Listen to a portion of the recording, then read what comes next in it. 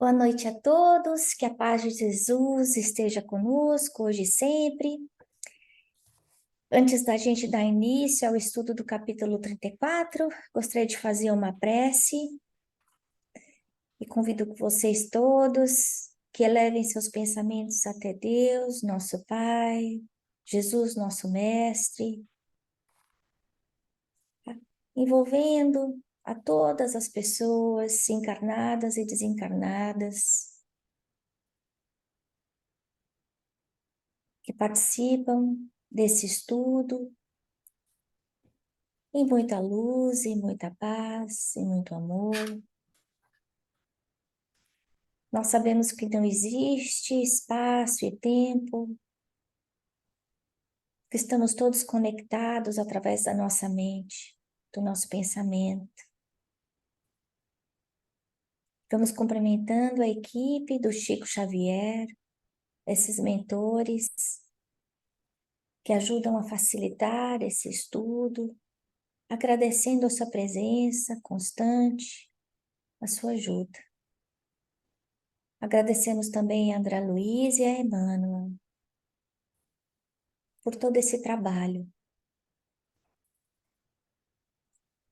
tão completo que nos ajuda a compreender melhor a vida após a morte do corpo. Graças a Deus. Bem, nós já estamos aí no capítulo 34 e eu acho importante a gente fazer algumas reflexões, né? Eles estão chegando do umbral, como vocês se lembram. André Luiz está fazendo a hora extra, o primeiro dia de trabalho de André Luiz, aí junto ao Ministério de Regeneração, e é como se ele estivesse fazendo um plantão, né, de médico. Ele que está aí há poucas semanas no nosso lar, essa é a primeira experiência dele realmente saindo do seu mundinho, deixando de pensar em si próprio para ajudar o próximo, né? E aí, quando a gente pensa no umbral, o que significa isso? Quem criou o umbral? Foi Deus? Não, Deus não criou o umbral. O umbral é uma região vibratória que foi criada por todos os espíritos encarnados e desencarnados que existem ao redor da crosta terrestre. O umbral não tem um endereço físico, não dá para falar que fica na Alameda Santos 262. Não. O umbral é um local onde se unem todas as entidades encarnadas e desencarnadas que têm a mesma faixa vibratória. Que tipo de faixa vibratória? Uma faixa vibratória boa? Não. Esse umbral inferior, da onde estão vindo esses espíritos, é uma faixa vibratória muito baixa. É composta por indivíduos que viveram de uma forma egoísta, que não souberam viver o amor ao próximo, que prejudicaram o outro, muitas vezes que mataram alguém. Não são elementos absolutamente cruéis. A gente vai ver em outros livros de André Luiz que existem outras faixas vibratórias muito mais complexas do que essa. No entanto, dentro do umbral existe dor, choro, sofrimento. Existe muito pouca luz. Não existem flores, não existem árvores bonitas, frondosas, não existem animais belos como a gente vê em nosso lar. É um lugar muito árido, muito triste. Por quê? Porque as pessoas, os espíritos que moram, os espíritos desencarnados, que moram no umbral inferior, próximo ao nosso lar, estão nessa faixa de sofrimento, de culpa. Eles sabem que quebraram a linha da lei divina. Eles sabem que cometeram um erro perante a Deus, mesmo que perante os homens, perante a lei dos homens, eles não tenham sido vistos como culpados, como cometendo erros. Na sua própria consciência, eles sabem que infringiram a lei de Deus. Isso é muito importante para a gente entender nesse capítulo. Porque existe uma lei da sociedade que é criada por homens imperfeitos. Com isso, essa lei só pode ser imperfeita. A lei divina, que foi plantada em cada um de nós no momento da criação, ela foi plantada por Deus. Deus, sendo perfeito, essa lei é perfeita. Então, por mais que a gente queira se enganar e imaginar que nós podemos infringir essa lei porque é aceito na sociedade, por exemplo, é aceito na sociedade eu usar drogas, tudo bem? É aceito pela sociedade eu ter uma amante, um amante, tudo bem?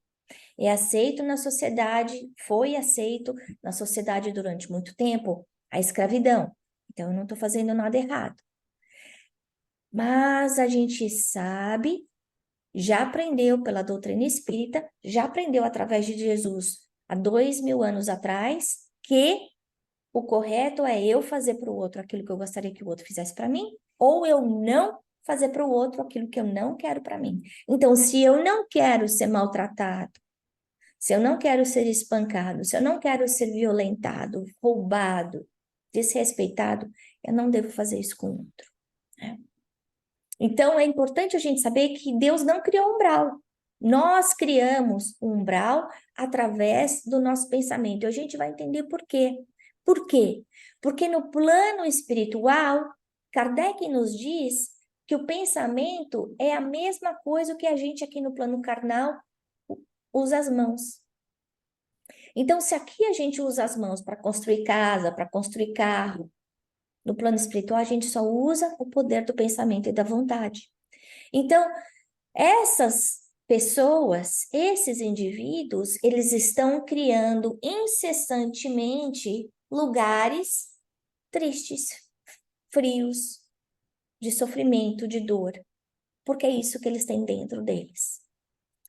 Então, chegando ao nosso lar, as pessoas que estão vivendo dentro do umbral inferior, pela própria descrição do lugar, consequentemente, são pessoas desequilibradas, são pessoas perturbadas, são pessoas ignorantes, elas não são profundamente más, mas elas são ignorantes. Ignorantes em que aspecto? Ignorantes academicamente? Quer dizer que se eu fizer 5 faculdades eu não vou para o umbral? Não. Elas são ignorantes da moral de Deus. Elas não aprenderam o certo e o errado, né? Então, eles estão entrando aí no Ministério da Regeneração, trazido aí por esse tipo de uma carruagem, como a gente viu, puxada por burrinhos, acompanhada por por cachorros fortes e também acompanhada por pássaros que parecem como urubus que vão comendo aí as formas pensamento. E eles entram nessa área perto da meia-noite, que funciona como um pronto-socorro. Quando a gente olha para um pronto-socorro de uma área muito pobre, muito dura, ou um pronto-socorro numa área onde existiu guerrilha, todo mundo vai chegar doente, estrupiado, sangrando, maltrapilho, danado, não é? É a mesma coisa que está acontecendo aí. Aí vocês podem perguntar para mim, mas Ana, como é que alguém pode chegar aí com dor, sangrando, sem braço? Se morreu, porque a gente está imantando o nosso perispírito. Não existe sangue no espírito, nem no perispírito. O sangue faz parte do nosso corpo. Mas um espírito pode chegar sangrando, todo machucado, com a barriga aberta, porque é isso que ele está inventando com os seus pensamentos. É importante a gente ter essa consciência que as necessidades dessas pessoas, as necessidades de crescimento moral, elas estão criando limitações no próprio perispírito. Deus está presente para todo mundo, em todo lugar, o tempo todo, a gente sabe disso. Deus está presente dentro do umbral inferior também. Então, por que essas pessoas estão lá sofrendo? Porque enquanto elas não mudarem as suas ondas mentais, mesmo que elas sejam retiradas do umbral inferior, elas vão voltar. Porque o que faz a gente ser curado é a alteração da qualidade do nosso pensamento. Enquanto a gente não mudar a forma como a gente pensa, como a gente age, como a gente vive, enquanto a gente não alterar as nossas escolhas para melhores escolhas, a gente vai continuar dentro daquela mesma casinha, daquela mesma clausura. Essa clausura que nós mesmos criamos, né? E aí a gente vê que as pessoas dentro dessa caravana chegam de formas diferentes. Algumas pessoas conseguem sair da caravana andando, outras precisam ser carregadas. Por quê? Porque cada um chega dentro do seu próprio processo. A qualidade do pensamento dessas pessoas, o desconhecimento da situação deles, que são espíritos eternos, filhos de Deus, foram criados para perfeição, faz com que eles fiquem doentes, que eles sofram e que fiquem aprisionados dentro dessa zona de sofrimento e muitas vezes perseguidos pelos seus próprios algozes. Então a gente vê que a nossa vida é uma teia, uma combinação do que sai da nossa mente, das nossas criações mentais e das nossas emoções. Enquanto eu não alterar, isso é Emmanuel que fala, as coisas que eu sinto, como eu reajo às situações, as coisas que eu penso, eu vou estar vivendo em sofrimento, em dor. Então, André Luiz vê uma senhora, né? E é interessante que ele fala a descrição das pessoas que estão ajudando nessa caravana, que tem braços fortes, né? Então, a gente está vendo que os espíritos bons, mais evoluídos, eles têm muita humildade, né? Eles não querem humilhar aqueles que sabem menos. E com isso, eles se abaixam ao nível daqueles que sabem menos, eles como se ofuscam a sua própria luz para não fazer o outro sofrer mais, né? Por quê? Porque é uma carga muito pesada dentro do umbral. E aí vocês podem me perguntar, Iana, será que eu vou para o umbral? A gente não sabe, cada um é cada um. A gente sabe, no entanto, que todos nós vamos colher aquilo que plantamos. Que todos nós muitas vezes erramos aqui conscientemente ou inconscientemente. E que esse erro fica gravado na nossa consciência. E que é esse erro, muitas vezes, que nos aprisiona. Por isso que Jesus falou que o fardo dele era leve. Por isso que ele falou que ele era o caminho, a verdade e a vida. Não ele, Jesus, mas sim os seus ensinamentos. Se a gente aprender a viver os ensinamentos de Jesus, com certeza a gente não vai passar pelo umbral. Não é uma obrigatoriedade, né? Mas da mesma forma que a gente precisa merecer para conseguir entrar numa faculdade, a gente precisa ter estudado, ter tirado notas boas durante a escola, muitas vezes passado noites acordado, né? Para a gente merecer ir para um lugar melhor, a gente vai ter que ter realmente suado a camisa aqui, né? E muitas vezes esse suor se traduz em sofrimento aqui. Porque a carne funciona como um filtro para o espírito, retirando todas essas mazelas que a gente incrustou no nosso perispírito e que muitas vezes a gente não sabe. Então a gente nasce com câncer, a gente nasce com um problema respiratório, a gente nasce sem algum membro do corpo ou incapaz de poder ter um filho. É a memória que foi gravada dentro do nosso perispírito, mas que através da nossa conduta, da alteração do nosso pensamento, a gente pode modificar. Nós modificamos o nosso ser perfeito para o mal através do pensamento. E nós podemos modificar o nosso ser tortinho hoje de volta ao bem através do nosso pensamento também. Então ele encontra essa senhora que fala assim: cruz, credo, graças à providência divina, afastei-me do purgatório. Ah, que malditos demônios lá me torturavam, que inferno! Mas os anjos do Senhor sempre chegaram. Então a gente entende aí que isso é uma conversa de alguém católico, né? Ela está falando de inferno, de demônio, de anjo, né? E a hora que a gente vai analisar essa conversa, ela está achando já que ela saiu desse purgatório, que as pessoas que estão ali no umbral são anjos. E a gente sabe que não são anjos. Quem vive em nosso lar não é anjo ainda, está longe de ser anjo. Quem vive no nosso lar, a gente sabe que o nosso lar faz divisa com o umbral inferior, ele está na zona umbralina. São pessoas como nós, mas que têm o desejo sincero de acertar, que procuram não reclamar, não falar do mal, não se sentirem vítimas, né? O que será que eram esses malditos demônios que me torturavam? Quem será que eram esses demônios que ela está falando? Esses demônios, provavelmente, eram aqueles seres a quem ela fez o mal, a quem ela fez sofrer, né? Essa senhora conta que ela interferia nas ordens dos feitores, ela era uma senhora de engenho, ela tinha muitos escravos, e que muitas vezes ela mandava matar alguns escravos no tronco, para servir como exemplo dos outros.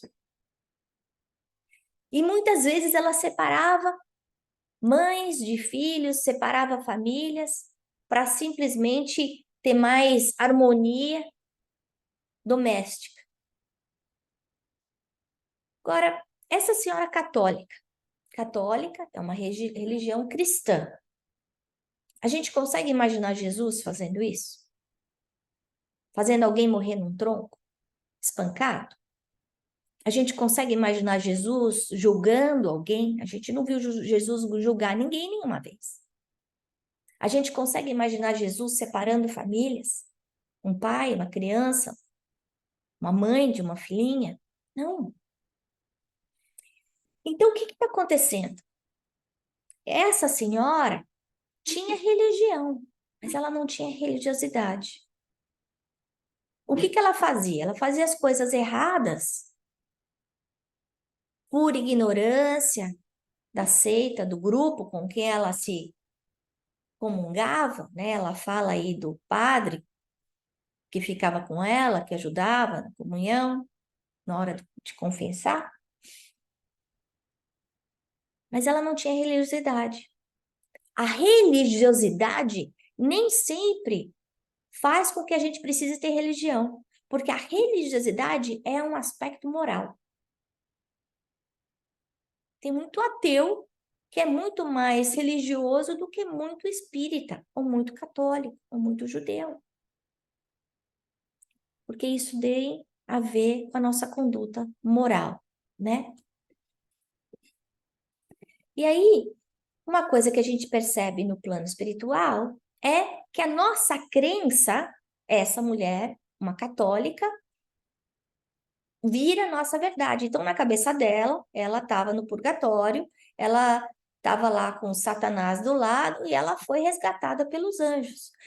Mesmo aqui na Terra, a gente sabe que percepção se torna realidade. A gente tem a nossa visão física e a nossa visão espiritual, dependendo dos óculos que a gente coloca. E muitas vezes a gente esquece de colocar esses óculos. Óculos o quê? Da boa moral, da conduta, do respeito ao próximo, da lei áurea, básica, né? O Golden Rule, como a gente fala aqui aqui nos Estados Unidos, do fazer para o outro aquilo que eu gostaria que fizesse para mim. A gente tira esse óculos e a gente faz um monte de bobagem. E a gente acha que é verdade, né? Daí vai a importância da nossa reforma íntima. Porque através da reforma íntima, a gente vai se conhecer. E à medida que nós vamos nos conhecendo, a gente vai percebendo eu, Ana, ainda sou muito ambiciosa, ainda sou muito orgulhosa, ainda sou muito egoísta. E eu vou começar a me vigiar. Me vigiar como? quando eu estiver sendo crítica com o outro, quando eu estiver julgando o outro, condenando, sem saber a história do outro. Muitas vezes criticando um erro muito mais simples do que os erros que eu carrego em mim mesmo, né? Através desse autoconhecimento, a gente consegue se remodelar com a ajuda da reforma íntima, trocar hábitos ruins por hábitos melhores, né? E a gente viu o André Luiz nessa caminhada até esse momento reavaliando seus hábitos, né? Ele melhorou muito daquele André Luiz que tinha acabado de chegar no Ministério do Auxílio. Mas, de repente, ele deu uma escorregadinha.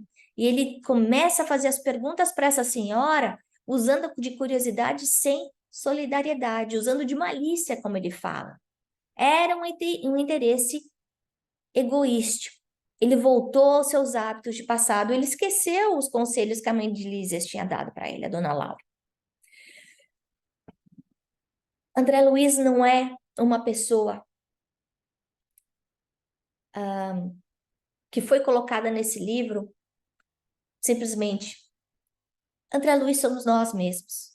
André Luiz estava aí na sua trajetória de melhora e de repente ele tomou um escorregão de novo, voltou para os seus hábitos antigos de passado. E é o que acontece com a gente. A nossa transformação, ela não acontece numa linha reta, ela acontece numa forma helicoidal, devagarinho, a gente melhora e erra de novo, melhora, erra de novo. Mas o que acontece é que os nossos erros ficam cada vez menores e mais espaçados, até a gente chegar à perfeição, né? Mas é por isso que a gente precisa ter vigilância, é por isso que a gente precisa se conhecer, porque como Emmanuel fala, nós ainda somos velhinhas, velas, muito frágeis. Com qualquer soprinho a gente apaga, né? Então, para a gente acender a nossa luz, né, e virar uma tora iluminada, né? Não estou falando nem uma lâmpada, uma velhinha mais robusta. Aí a gente precisa de muito trabalho, de muita vigilância, de muita oração, né? A gente aprende aí com Jesus o vigiai e orai, porque nós ainda somos muito, muito falhos, né? Aí André Luiz conversa com ela e fala, falando desse modo, afetei áreas de profundo interesse fraternal. Então ele chega e começa a querer saber, mas como? Mas você veio de muito longe? O que foi que aconteceu?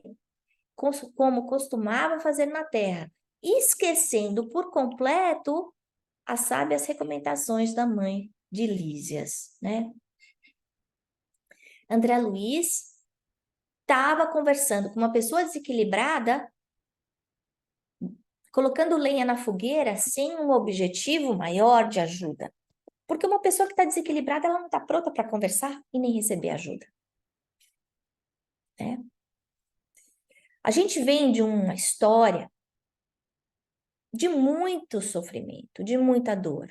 A gente passou por escravidão, a gente teve milícias, as cruzadas, a igreja distorceu durante séculos aí a mensagem de Jesus, a gente vê essa separação entre as doutrinas, não só entre as doutrinas católicas, entre as outras doutrinas e o espiritismo também.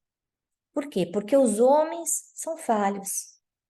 A mensagem de Jesus é pura, é perfeita, mas nós usamos os nossos interesses mesquinhos, egoístas e alteramos a mensagem de Jesus. Porque a mensagem de Jesus é: amai-vos uns aos outros. E a gente se esquece que toda vez que a gente quebra essa lei de Jesus,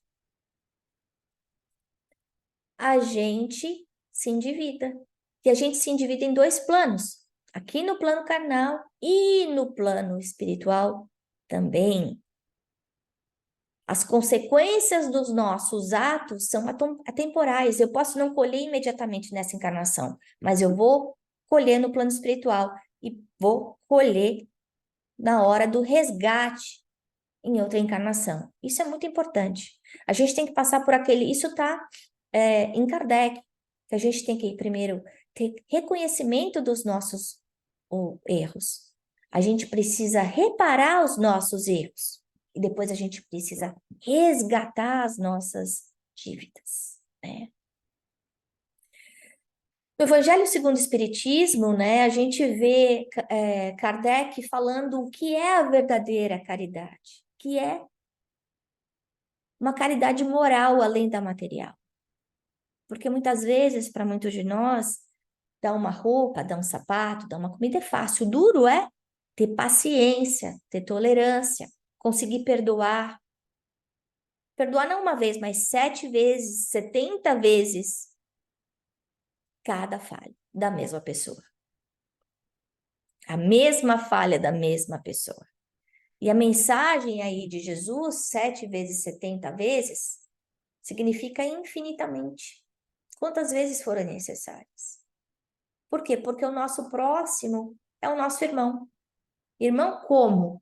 Irmão como se ele nasceu em outra família, em outro país, tem uma pele diferente da minha, uma cultura diferente. Ele é nosso irmão, como nós, família e humanidade. Ele é nosso irmão porque ele é filho de Deus. Deus não nos ama mais do que ele ama o outro. E é interessante a gente pensar isso. Ele não ama mais a gente do que aquele que fez o mal, do que um espírito cruel, como por exemplo Hitler, ou como por exemplo Stalin. Deus não ama menos os outros. Ele ama todos iguais, igualmente. E ele vai dar uma chance de reparação para cada um de nós, da mesma forma, né? Mas aí vem a necessidade da gente acender a nossa própria luz. Porque através desse exercício é que a gente vai melhorar.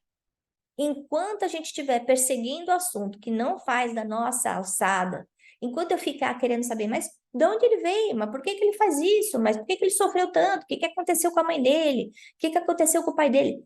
É isso daí, André Luiz. Ele está falando para a gente, para de ficar fazendo essas perguntas que não são da sua conta. Isso não te interessa.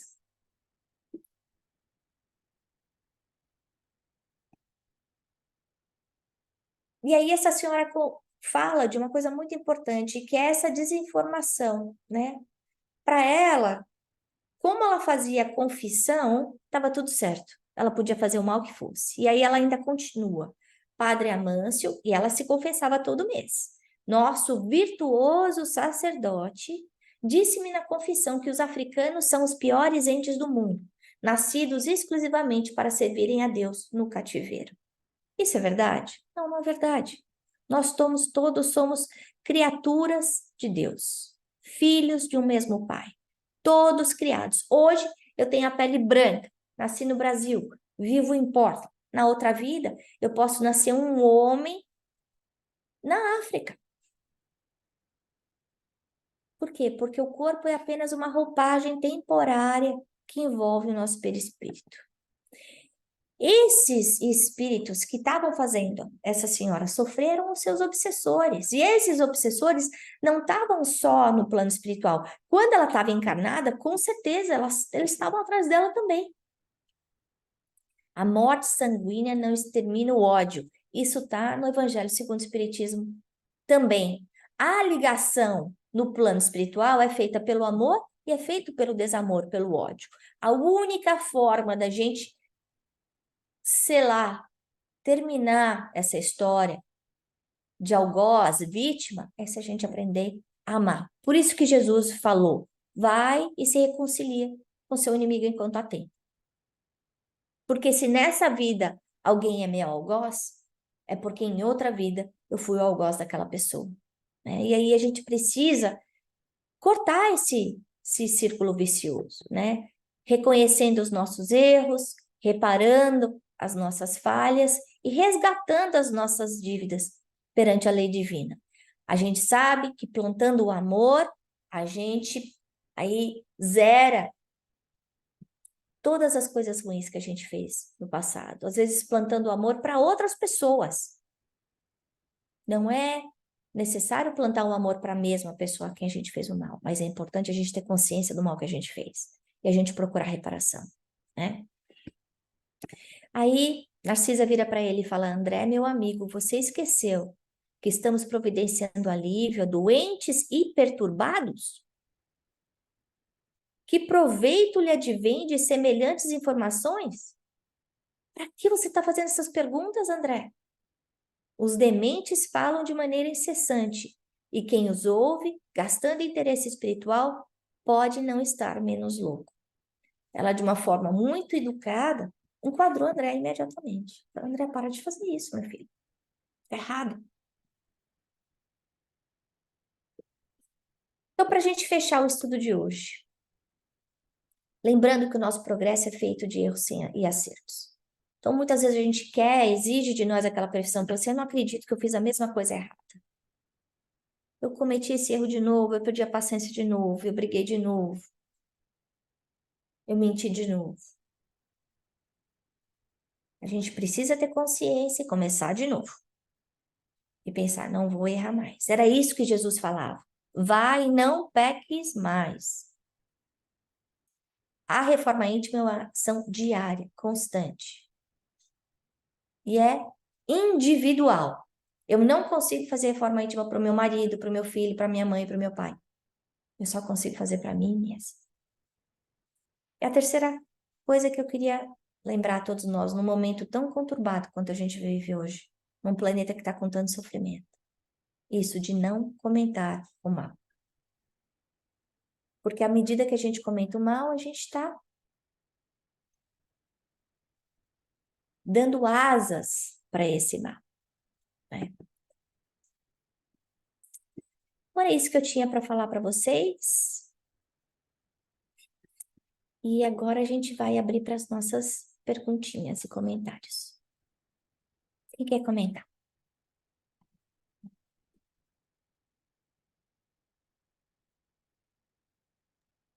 Vou tentar aqui rapidinho. Eu queria só comentar essa questão que você estava falando aí, né? Dessa parte de. Peraí, mamãe, já vou. Que André Luiz ficou curioso, né, com a história da menina e perguntando mais. Eu acho que às vezes a gente faz isso até com a gente mesmo, né? Quando a gente está passando por alguma dificuldade e, e a gente fica se questionando e questionando a Deus, mas por quê? Por que que eu tô e por que que eu tô passando por isso? E como espírito, às vezes a gente fica até naquela, o que será que eu fiz na outra vida? E eu acho que a lição é essa, né? A gente se abrir, se entregar ao aprendizado, né? Mas para quê, né, que eu estou passando por isso, para quê que eu estou nessa situação, do que ficar nessa curiosidade, né, de saber o porquê, de saber o que nos levou até ali, né? Acho que às vezes a gente faz muito isso com a gente também. Tá bom, filha, vou falar mais não. Obrigada, Geise, é verdade. A gente precisa ter amor com a gente mesmo, né? Porque entrar muitas vezes num loop de culpa, né? Por que isso está acontecendo? Ou quando a gente é espírita, que a gente sabe da lei de causa e efeito, a gente pode muitas vezes ficar se culpando por erros de passado, e a gente tem que saber aceitar, né? E só lembrar, vai e não peques mais. Mais algum comentário? Lúcia, Noeli? Não, Ana. É. Obrigada, Noeli.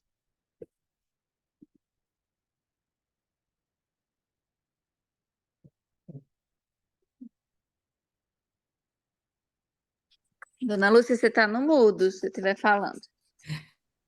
Esbarrei. Ai, ai. Lindo capítulo, profundos ensinamentos, muita coisa importante,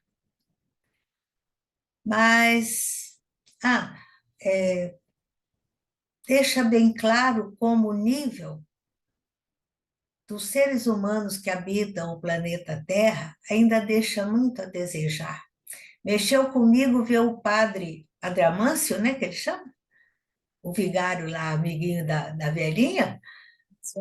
É, padre, o representante de Deus na Terra, falando tanta bobagem, fazendo tanta coisa errada, né?